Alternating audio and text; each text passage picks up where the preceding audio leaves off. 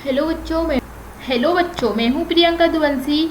और आज मैं आप लोगों के लिए जो वीडियो लेकर आई हूँ उसका टॉपिक है मौलिक कर्तव्य या फंडामेंटल ड्यूटीज़। ठीक है, तो चलिए स्टार्ट करते हैं।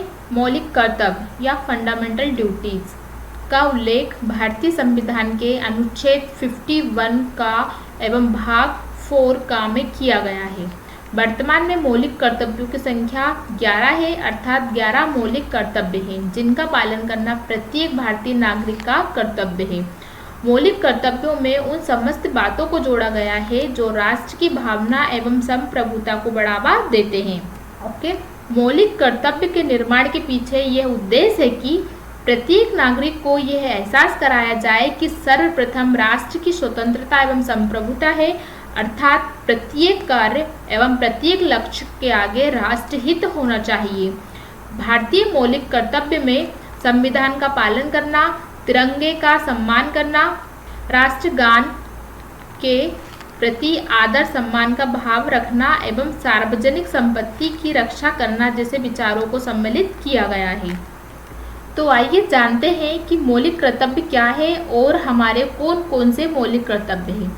सबसे पहले दिया हुआ है कि भारतीय संविधान के द्वारा नागरिकों को हेतु 11 मौलिक कर्तव्यों को निर्माण किया गया है जिसे प्रत्येक नागरिक द्वारा मानना अनिवार्य है। मौलिक कर्तव्यों को 42वें संविधान संशोधन के द्वारा संविधान में अंगीकार किया गया।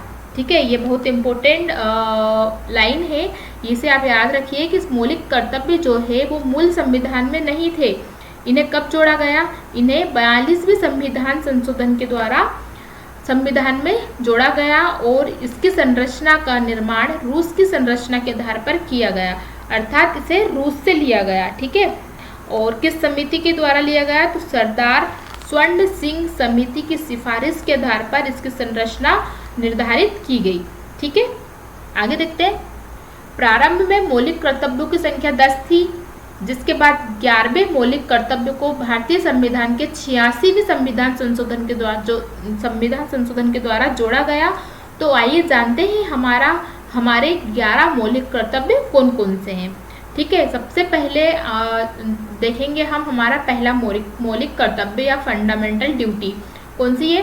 प्रथम कर्तव्य ये है कि समस्त भारतीय नागरिकों को संविधान का आदर सम्मान करना होगा और साथ ही उसको सर्वमान्य मानकर उसका पालन करना होगा और इसके साथ ही तिरंगे व राष्ट्रगान का आदर सम्मान करना होगा।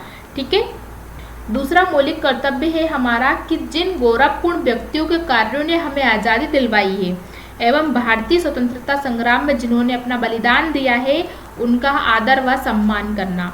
ठीक है, ये सीक्वेंस से भी पूछे जाते हैं कि पहला या दूसरा कौन सा मौलिक कर्तव्य, पहला कौन सा है, दूसरा कौन सा है। तो आप ये सीक्वेंस याद रखिए कि जो बलिदान की बात करता है वह हमारा कौन सा कर्तव्य है। ठीक है, तीसरे मौलिक कर्तव्य में दिया हुआ है कि राष्ट्रीय एकता, अखंडता और संप्रभुता की रक्षा करना और उसका आदर एवं गौरवपूर्ण सम्मान करना। ठीक है, चौथा कर्तव्य हमारा राष्ट्र की विचारधारा और राष्ट्र के आदर्श मूल्यों की रक्षा करना। ठीक है, पांचवा कर्तव्य है हमारा भारतीय संस्कृति का संरक्षण कर उसे बढ़ावा देना। ठीक है, ये पांचवा मौलिक कर्तव्य हमारा। छठवां मौलिक कर्तव्य कहता है कि प्रत्येक नागरिक को एक समान आदर एवं सम्मान देना एवं उसको प्राप्त अधिकारों का सम्मान करना। ओके, सातवां कर्तव्य हमारा प्राकृतिक संपदा का संरक्षण करना और उसकी वृद्धि हेतु अनेकों प्रयत्न करना। आठवां मौलिक कर्तव्य हमारा वैज्ञानिक मानदंडों को अपनाना और राष्ट्र के विकास हेतु नवीन ज्ञान के क्षेत्र में वृद्धि करना।